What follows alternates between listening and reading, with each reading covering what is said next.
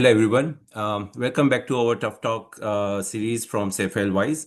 So, as you all know, that FailWise is one of the social blogging platform, and we have been sharing wisdom from various experiences and learnings from failures and other experiences from people from different background. And through our Tough Talk series, we have been featuring many different type of the speakers and to learn from their experiences. And today we are honored to have Professor Gautam Desiraju from Indian Institute of Sciences, Bangalore. He is a well-known scientist for his scientific discoveries in the area of solid state and structural chemistry. And he has published so far on more than 475 research articles with the 65,000 research citations. And he has also mentored more than 40 PhD and 100 postdoc students so far. So, recognized by several international and national awards, Dr. Desiraju is also a recipient of different honorary doctorate degree from various universities. And with this, so many achievements in science, he is also a dynamic writer. And he has recently published one of the very interesting book named Bharat, India 2.0. And in this book, he is mainly talking about the constitutional history of the India and the reimagination of India as a civilizational state rather than a nation state. Today, we are mainly going to discuss the detail about this book. Welcome, Dr. Desiraju. Dr. Soni, it's a pleasure to be with you in the TUF podcast series. I thank you for inviting me and to share some of my thoughts about my 2022 book, Bharat, India 2.0. And I'm looking forward very much to this conversation. Thank you, sir.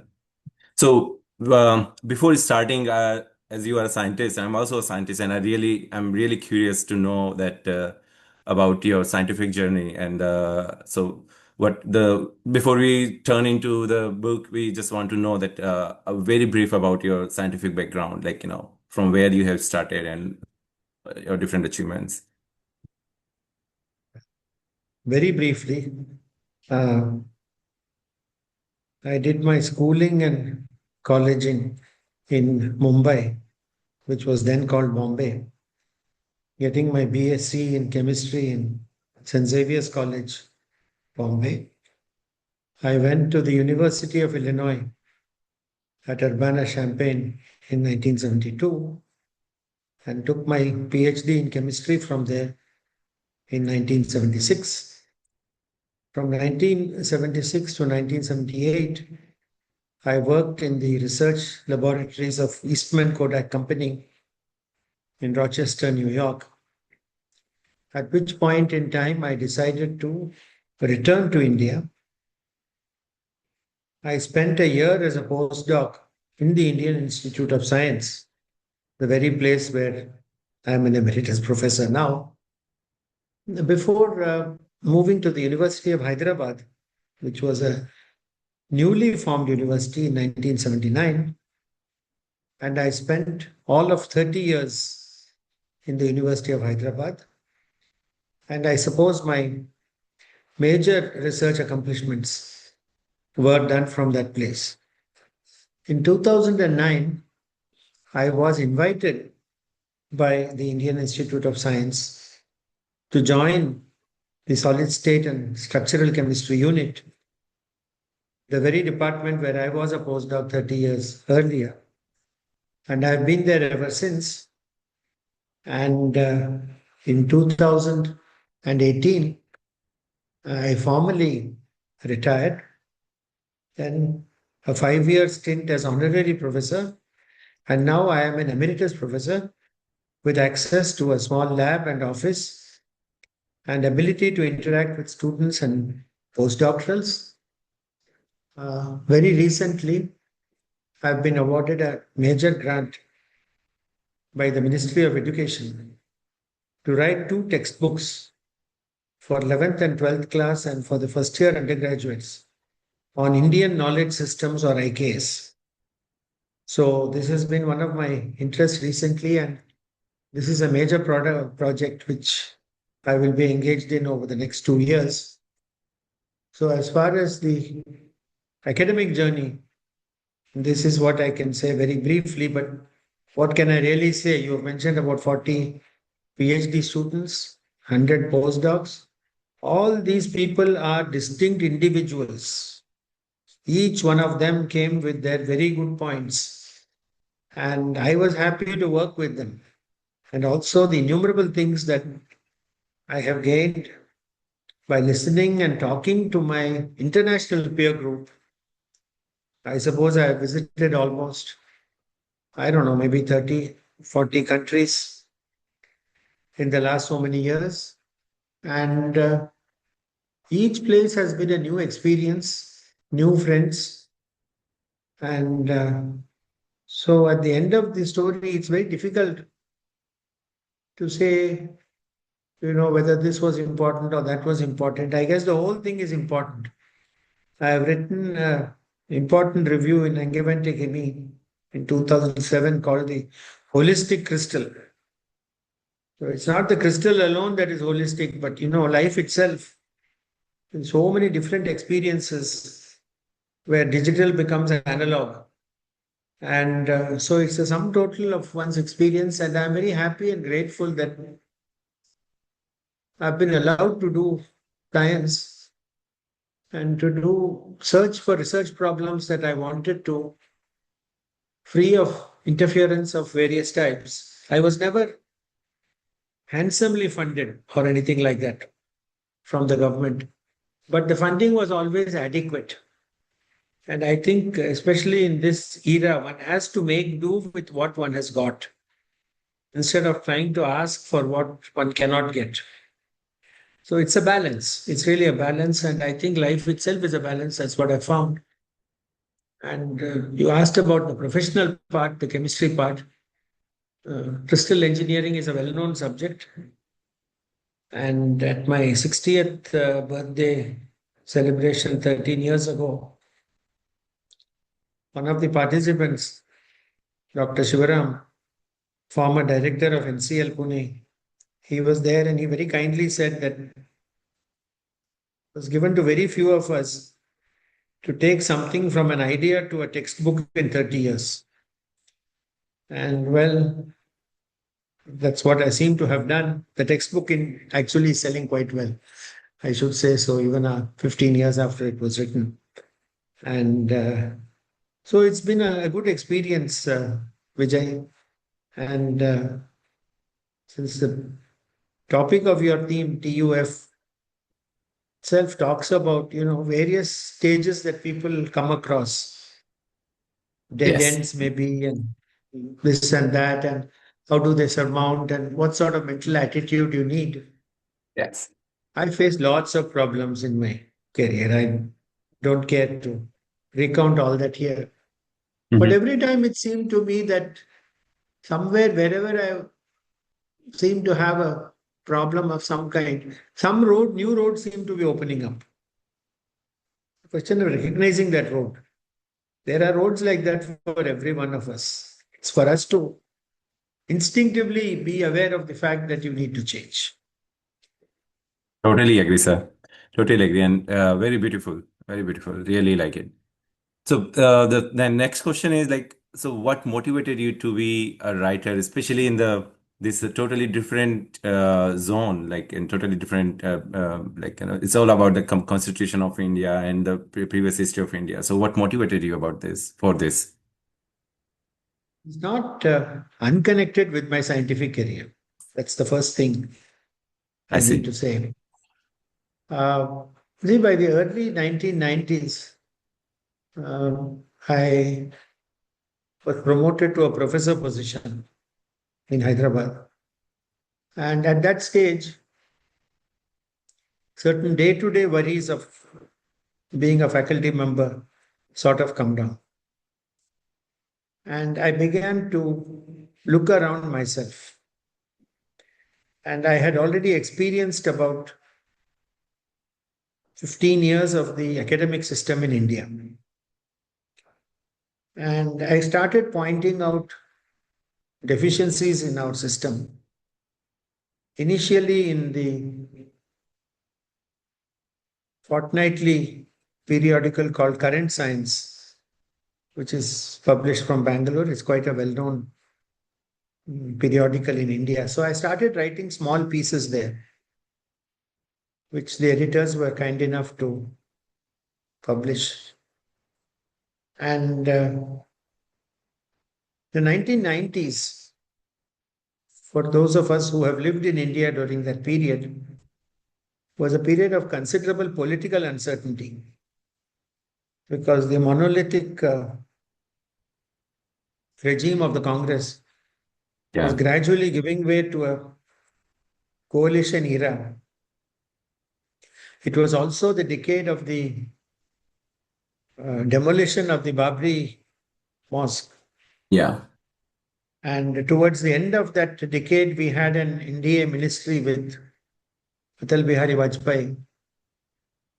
So things were changing, and I started looking around me. For an academic, the major thing that happened to all of us was the Mandal Commission implementation Yes. Yes. and the sudden influx of students from categories who hitherto, for one reason or the other, were not in the academic system. This began. And with that, academic life itself in India started changing. And so my writings, I used to write short pieces in those days, about 1,000 word, 1,200 Mm. word, that kind of. Mm. Then there was a nice periodical called Nature India, which Yes. started encouraging me to write about science, basically. But many of my Nature India pieces, I think there were 15, 16 of them, I don't know the exact number, had to do with this new socio-economic reality that had come into the academic system. So my writings began to acquire a political color. Now, the major article, there were two major articles that I wrote, one in the Economic and Political Weekly, which is a strongly leftist publication about science education and research in India. I think it was 2007 or maybe 2008. There I said that the entire system was bad from beginning to end. And I pointed out many faults in the IIT system, the CSIR, the central institutions, especially the state universities, caste reservations. I tried to cover all the things, and I think everyone read it, but nobody commented. I think it was too early. Yeah. And yeah, there is something about something coming at the right time. Yes. And maybe it was too early. Maybe Indian scientists were not accustomed to looking at themselves like that. True. True. In 2009, I moved to Bangalore, and in 2012, I wrote a major article in Nature, again on the same topic of science education, where I said the problem was not entirely money. It's a question of putting money in the right places and making people accountable for the money that they've received. That was not being done in my view. So the Nature article, however, Nature being nature, was widely read in India and abroad. So I think everybody sort of noticed that here was somebody who ostensibly was within the system. I was within the system, having acquired some fellowships of academies and certain smaller prizes and things like that. So I was not outside the system, but within the system, I was writing about the system. Now, after 2014, I wrote more pieces, but now I was coming outside science altogether and started talking about India, often from a scientific lens. I mean, I was still writing about CSIR and DST and stuff like that, but I was looking at it not from a scientist viewpoint, but how a generalist would look at it. And I also began to be vaguely aware of politics. The 2014 election was a watershed election. So, Yeah. what caused a political party to get an absolute majority in the Lok Sabha, which is something that is very difficult to get with our first past the post Westminster system? To get a simple majority in the Lok Sabha is very difficult for a single party. How did the BJP manage? So Was the true. question. Yeah. And I started thinking about that. And but still, I was nowhere near writing books on the topic. Huh? I was still reading. Yeah. And people should know when there so many books are written today by so many people. But unless you do 90% of reading, you can't do that final 10% of writing. That is the 100%. iceberg that is not seen. Yes. It's true True. in research, it is true in writing books. And I Yeah. already had experience in writing scientific books. I mentioned this Yes. textbook, but there Yes. were two earlier books, the 1989 book on crystal engineering and the 1999 book on hydrogen bonds. So Hmm. it's not that I didn't know how to write books, but Yeah. I hadn't read enough about political matters and constitutional matters, especially. Then came the 2019 election. And like many Indians, we saw the new government with Prime Minister Modi having secured an even bigger majority than in 2014. Yeah. And then he comes to the Central Hall of Parliament and then he bows down to the Constitution and puts his forehead on the Constitution before the speech started. Something in that incident triggered something off in my mind because I felt that he was wrong to worship the Constitution. Because I have never felt that it is a holy book. Mm. It is a set of rules, regulations, procedures, guidelines, paradigms, which will help people in their day to day life and living and to maintain a coherent, stable, and safe system for all of us citizens to live in a country. That is a constitution. Aristotle said that the best constitution is the one that gives the best quality of life to the people at that time. True. The constitution is written by human beings, it's not written by God. Yes. And since it's written by human beings, it has also been changed by human beings. We've had many amendments. Yes. The question whether these amendments were good or bad, well, let's not get into that right now. But Yes. there were many amendments. Hmm. So I felt that there is something inherently jarring in the Prime Minister putting his forehead down on the book. You know. Yes. Then even then the matter rested. That was 2019. The end of 20, no, the March 2020 was when the pandemic came. So suddenly I found myself at home with not able to move outside the house. So therefore my lab and all other labs in the IASC were closed. Everybody went home. And after a day or two of watching TV and doing nothing, so I was wondering what I was going to do. Yeah. So I started idly reading about the constitution because this was in the back of my mind. That Yeah. the Modi incident in that parliament touching the forehead, that was in the back of my mind. So I said, what is it so great in this book that he feels that he has to worship it? So I did something which I'd never done before. I got a copy of the constitution and then I have a good internet at home. Yeah. And so I started going to the government constitutional debates page, where day by day they give all the verbatim accounts of the constitution. Constitutions. Yeah. Then, constitution. Then I started reading it. Then I said that this is a very deficient document because the very first thing is I felt is that India is a deeply religious country. Yes. True. And very deeply. No matter what religion you are, we are all deeply religious. Yes. Yes. And 100%. our constitution doesn't mention the word God even once. Oh, right. Whereas about 50, 60 countries of the world, some of which are actually seemingly irreligious even today, Yeah. Usually they start with in the name of God. Yes. 100%. So then what is it that prevented our fellows from mentioning God? And the other thing I felt is that we have about, oh, I don't know, maybe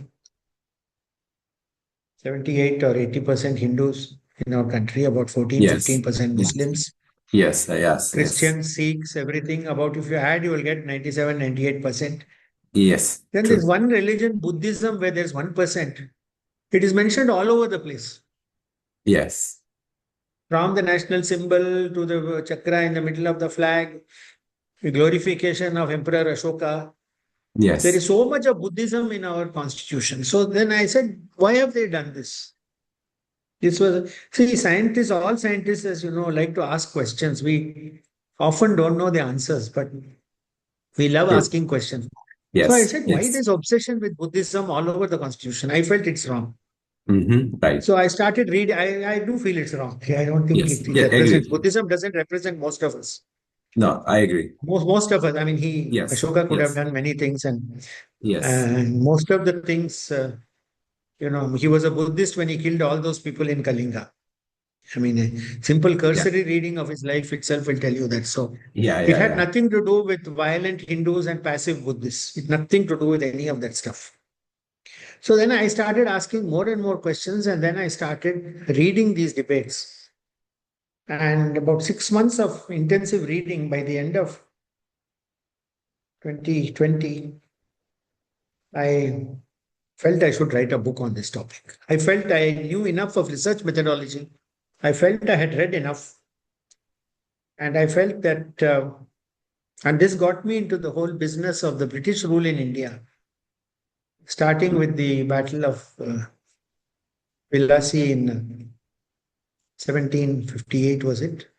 1764. And then the takeover of the administration by the British Crown from the East India Company in 1858. And then the last 90 years Yeah. of direct British rule. So I started reading a lot about this and I could understand this divide and rule policy, etc., etc. Yes. So all this came into chapter one. And that is our constitutional history prior to 1946 when the assembly was set. And so it started. And then the rest of the book naturally followed. So that was the transition from science into this. I call Yeah. it second innings. And so that's how it happened. I think it's quite connected to each other. I think I would say there is a distinct demarcation between both journey. It is like overlapping with each other, and you have just expressed your thought process and your understanding towards the system, and eventually turn into a totally different area just based on your scientific curiosity. Correct. You Yeah. got it. Yes, yes. Thank you. Yeah, very, very, very inspiring actually. So the you have already answered my some of the questions, and I'm just skipping some of the questions because of the time constraint as well. So while solving this kind of issues, I'm sure you might have seen many challenges, and like sometimes you might have seen like faced it like oh, this is little difficult to write about the governance, especially in certain conditions like when you are not allowed to, like in any countries, if when you talk about the governance, so it is considered as a specific comes under some certain conditions, you cannot say something directly towards the system, whatever government it is, but sometimes you have to speak in a very meticulous way that you cannot directly comment on the system. So have you ever faced this thing in your mind, or during the process of the book writing, have you ever faced this like like kind of impossible for you to address? Very much. So, Vijay, you have touched a point that was actually quite uppermost in my mind. It's not, it's an obvious issue. And if you buy the book and read the preface, I have written there very clearly that no political leader of any party is mentioned after the emergency. Yeah. So, because I feel that the period before the emergency belongs to the historical era. And in the historical era, you can comment about anybody in any manner whatsoever, True. and which is done all the time. There's nothing Wrong. extraordinary about Yes. doing that. Yeah. Yeah. Yeah. I agree. Totally. But very, very strictly after the emergency, no name of any political leader is mentioned, nor any political party. It Very has to true. do, the rest of the book has to do with chapter 3, which in many ways is the pivot of the book, is that we are a civilizational state and not a nation state. Hmm? And that our constitution is the constitution of a nation state. And therefore, it needs to be completely rewritten, not modified, rewritten as a constitution of a civilizational state. My Yes. subsequent books also have taken up that issue more in detail, delimitation. The second book, and then there is a third, fourth, fifth coming out in the rest of this year. Nice. So they are taking up these issues precisely in a more detail. And once I was able to do that, then you see that this kind of a thing that I can say or I cannot say, it really is beside the point because none of these people are even mentioned. In chapter 4, which gives the solution, and commentators have said that many people have talked about the issues that Desiraju addresses, namely civilizational state, constitution, all democracy, all these things. Hmm. But he's the only one who's given a solution in terms of making smaller states. And why are smaller states with a constitutional remaking towards the Dharmic constitution will enhance micro diversity because India is a country of diversities. Yes. It is not a monolithic country in all Yes. ways. Yes. But how enhancing micro diversity will promote national level unity. So we often say that what do they say? They say about India.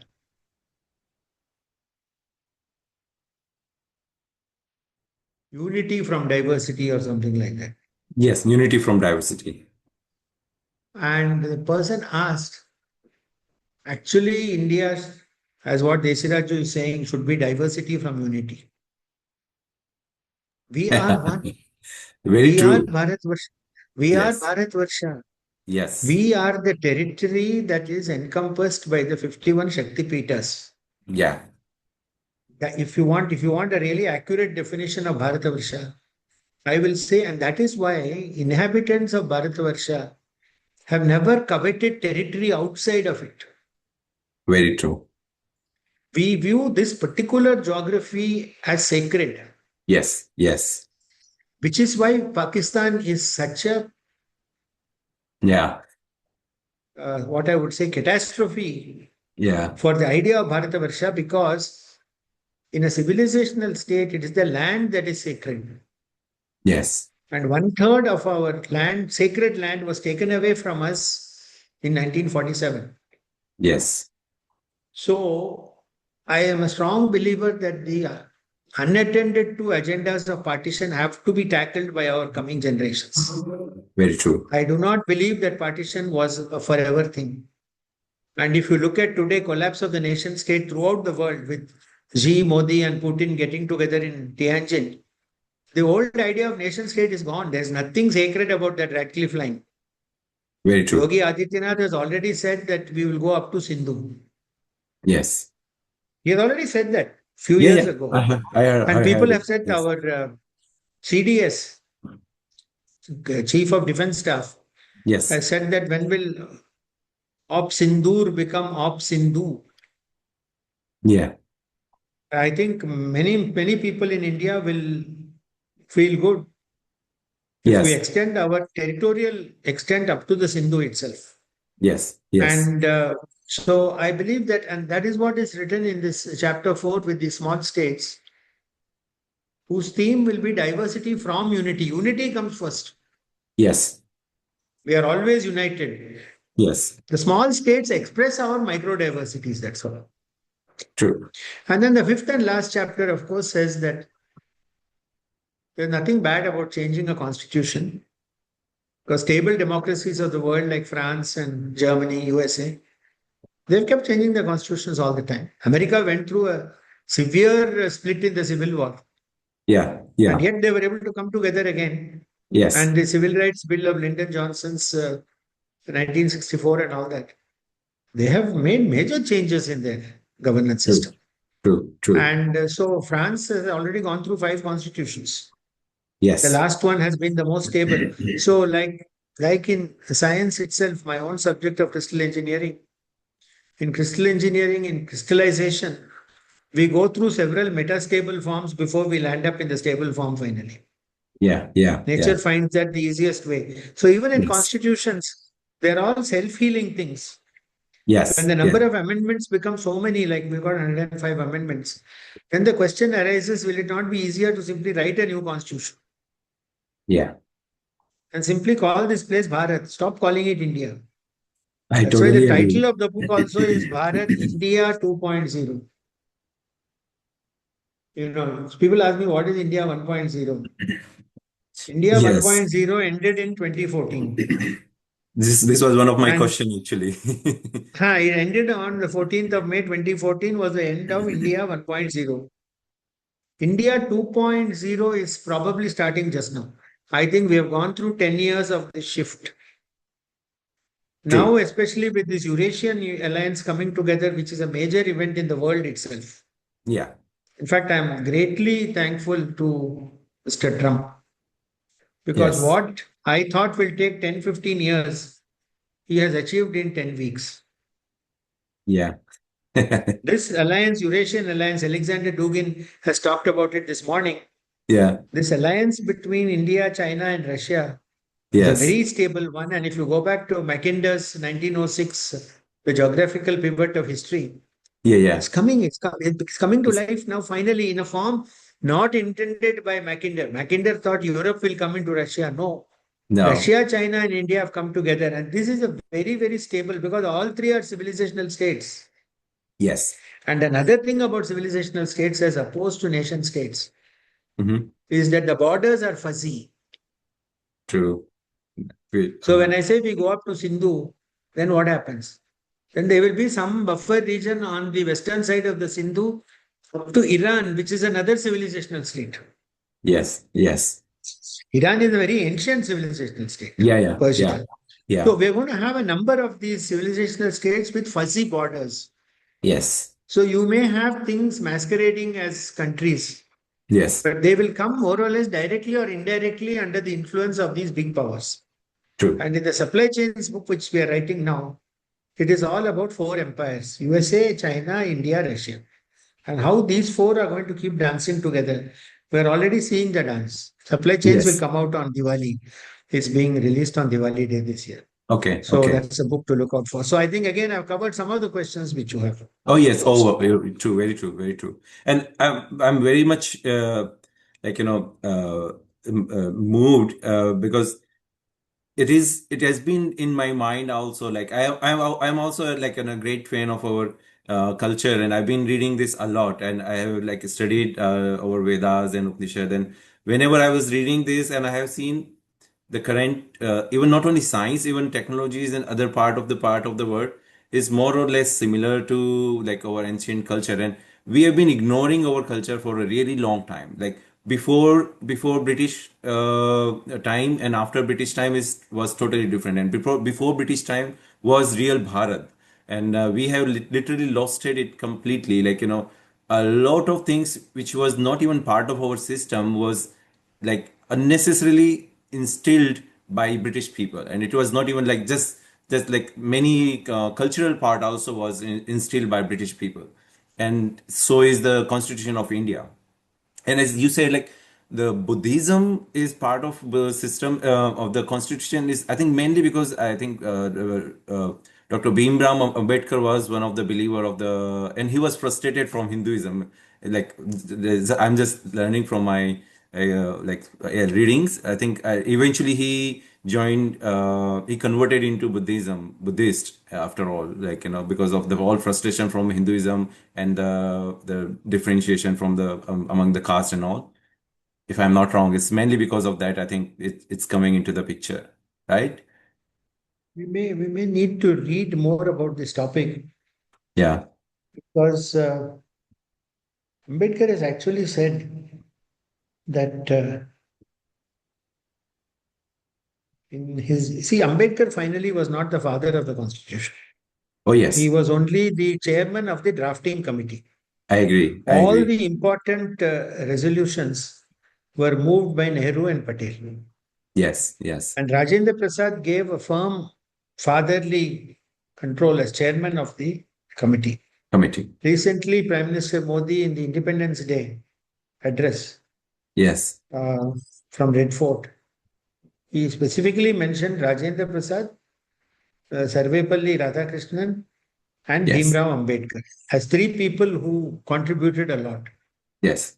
I think Ambedkar's disillusionment with Hinduism and the constitution actually came after 1950, not when the constitution was. At the time of the constitution, in fact, he said Brahman is the highest ideal to which we must all aspire, because if you accept the concept of Brahman, Hmm. all humans are the same. It is the ultimate in casteless thinking. So Ambedkar has actually gone on record to say something like this. So I Oh, think his interesting. disillusionment with the Congress, especially, was caused when Nehru saw to it that he lost the Lok Sabha election from Bombay Northwest constituency. Okay. And he was determined not to allow Ambedkar into the Lok Sabha for whatever reason it is. And by Interesting. 1953, Ambedkar said that this constitution is not fit for this country because the people are not educated enough or observant or knowledgeable enough to understand this constitution. He was quite fed up with the whole thing. His conversion into Buddhism was in his very last years. I Yes. think Yes. 53 Yes. or 54, and he passed away in 56. So Yes. I don't Yes. think that I think the Buddhist influence more came from Nehru. I see. Actually, I don't think He was not a believer of Buddhism, I think. he was not a believer of anything. He was not a believer of Yeah. Hinduism also. Yeah. And he culturally, he was close to Islamic people. Yes. And he, of course, he had a very difficult job. I mean, Yeah. you Yeah. must look at these historical figures in retrospect. You see, the British never really left India till the late 50s. Oh, yes. Yeah. Yeah. They controlled many of the things, including our armed forces, till way up to that time. Yeah. It was Yeah. only after Suez Yes. debacle and Nasser and all that that Yeah. they finally realized that they didn't have an empire anymore. Right. Right. So I'm sure it must have been very difficult for Nehru in those days Yeah. how to manage these British people whom he liked Yes. Yes. and Yes. whose whole thing was, they were all products of Britain. They all, Gandhi, Nehru were all educated there. Oh, yeah. And as what Radhakrishnan says in the midnight debate, the Constitutional Yes. Assembly, he said there were good Britishers and bad Britishers. And he actually says that it seems that the bad Britishers have won with partition. Everybody knew that partition was a bad thing when we got independence. Nobody thought otherwise. Yeah. So I think they all had a pretty tough time. But this should not see. Today we live in 2025. Yes. We have to worry about Xi, Putin, and Trump. We cannot afford to talk about Ambedkar, Nehru, and Rajendra Prasad. We can't Very talk true. about, we should not talk about all those people. I agree. I We agree. have to Yeah. worry about the problem at hand. Today, Yes. USA has now become our existential enemy. I will Yeah. say that, and Yes. whichever the admin seems to be Democratic or Republican, Yes. USA is Yes. now, I think, our only enemy in the world, actually. And I Yes. am sure, if I'm reading between the lines, I am sure Putin has been telling Xi for some time, which is Yeah. what is declared in the documents, that Yeah. India and China have no real enmities with each other. Very true. Yeah. And the cause of their border dispute is a line that was drawn by the British. Right. Neither the Indians nor the Chinese of today drew that line. Yes. Yes. So Yes. we should Actually. not go on talking about a line that was drawn by somebody else. Yes. Yes. Yes. So I think we need a great deal of pragmatism. Yeah. And I think the Buddhism thing, that should go. I mean, in the rewritten constitution, all that stuff should go. Yeah. Yeah. It's not part of us. It's Yes. really Yes. not part of us. Yes. True. Very true. So also another question is like there were many mistakes that we have seen in our India 1 or with like 1.0 or maybe in the Bharat like the version 1, but now there were many things like I can even like count so many things. Just like you have been sitting in the system and talking about the system and saying like yeah, these are the issues. And even sitting in the US and talking about the India, it's not like I did my PhD in India and I know that there are so many things that we have to address every time, not only in science, even in the healthcare also.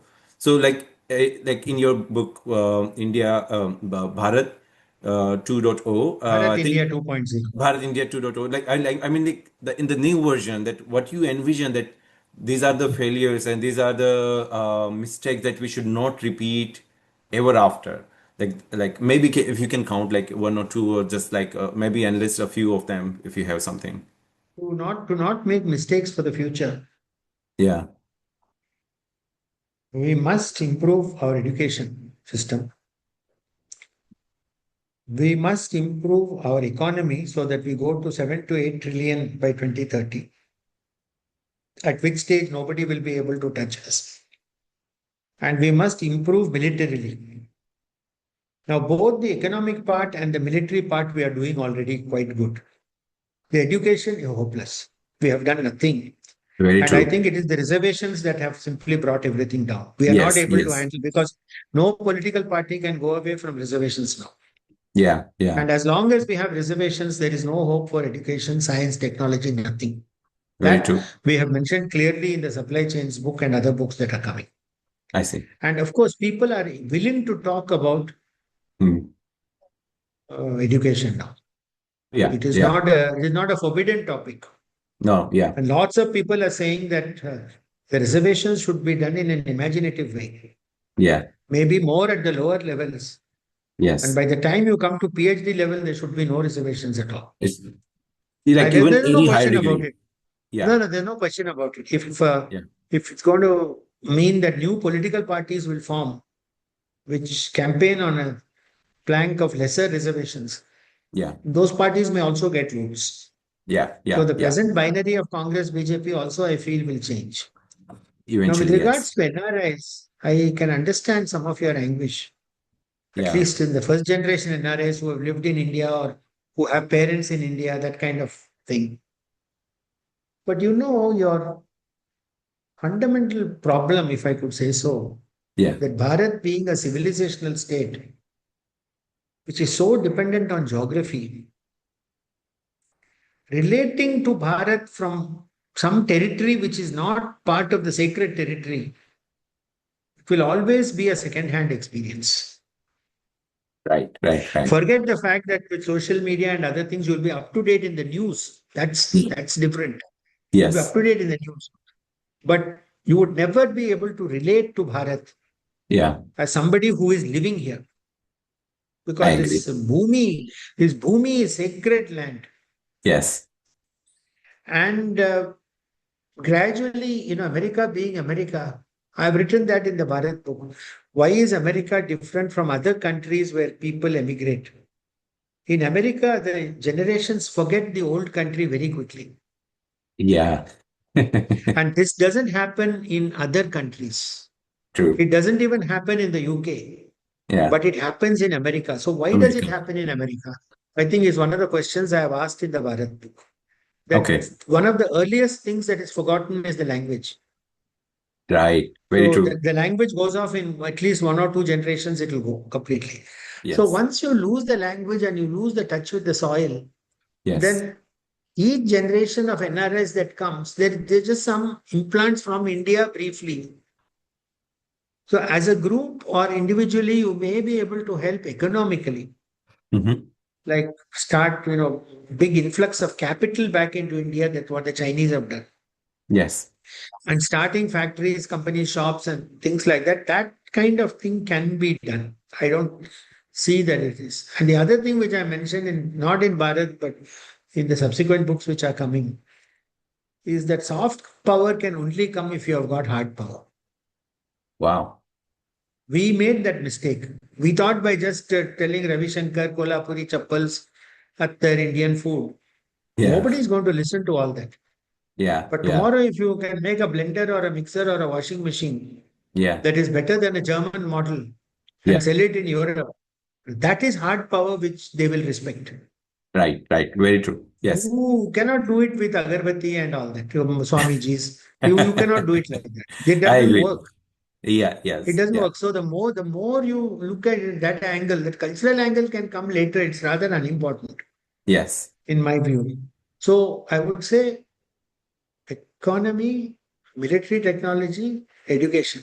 If we Yes. do these things properly in the next 10 years, then Yes. suddenly you will see. Then, but the NRA problem is, it's anguish because you understand what Bharat and India is all about, but you're not able to play a direct role in doing something. Exactly. Then the question I ask you is NRS in general.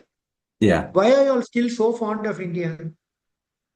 It's just a sense of Finally, belongingness. it's a country that you all left Yeah. Yeah. because you felt that the opportunities were not good or not suitable enough, or you are not even allowed to avail of those opportunities. So many reasons you all That's went. the main thing I would say. Yeah. People from Italy, Greece, all those countries went to America. They forgot their old country. Yeah. You Yeah. I NRIs have are seen not it. able to forget India. I have never understood that because Yeah. I did the reverse thing. I had a green card at the age of 24, just Okay. on the strength of my PhD. Wow. Kodak hired me with a green card. Okay. And at 26, I willingly threw away that green card and came to India. That was I bold. was only one. I was only one among a whole 200 Indian students in Illinois who did that. I'm Uh-huh. ever so glad I did that because apart from my career in chemistry, I would not have been able to write this book if I had lived in America. No, I Impossible. agree.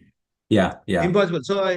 So what I want to know is that once you all went there, why do you all still think so much about India? This is my frank question to you. I've never understood.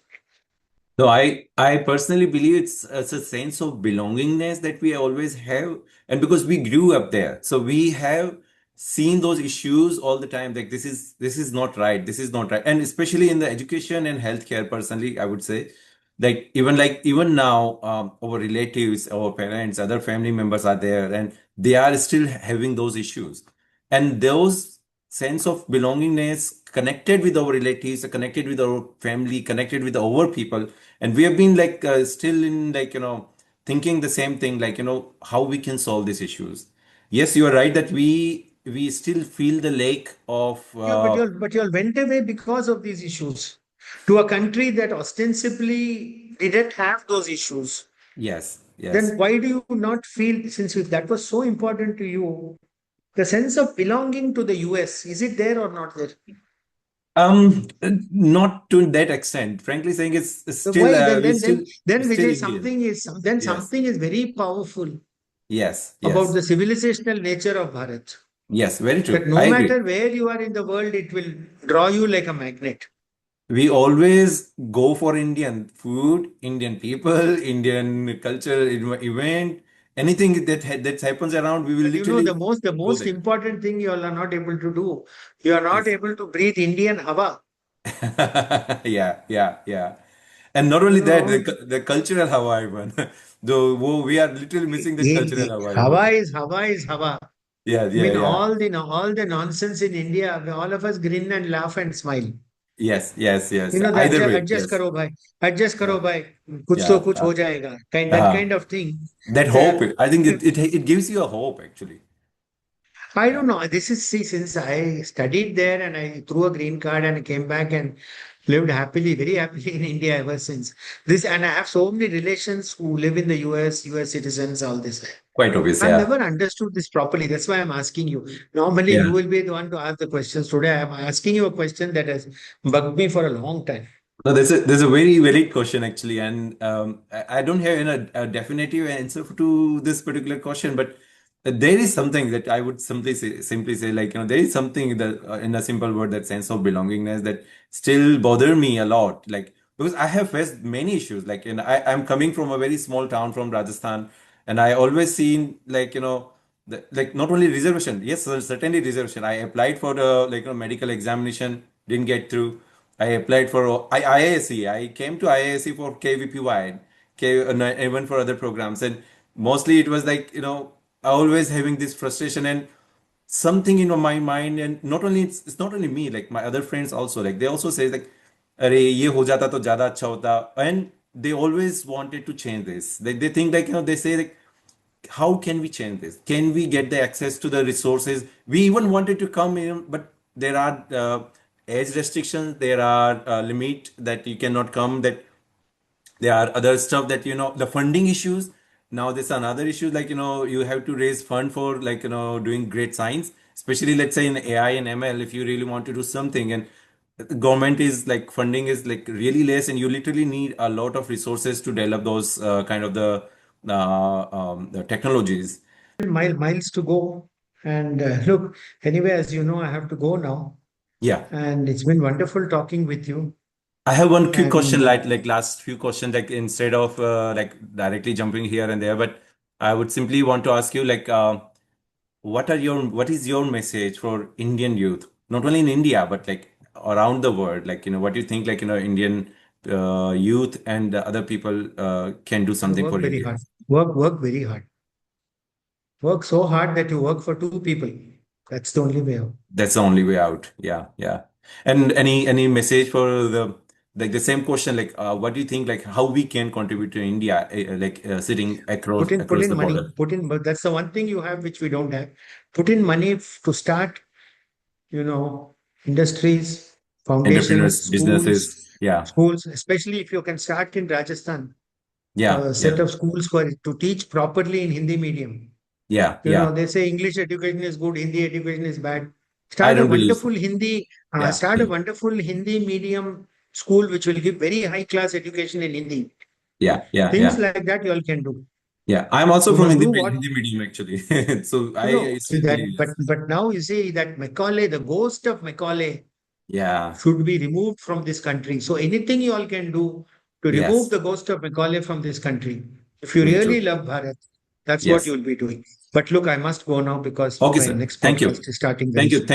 Thank you for your time and thank you for your knowledge. Really, really appreciate it. And we'll certainly catch up for the next book soon. Thank you so much indeed, Vijayji.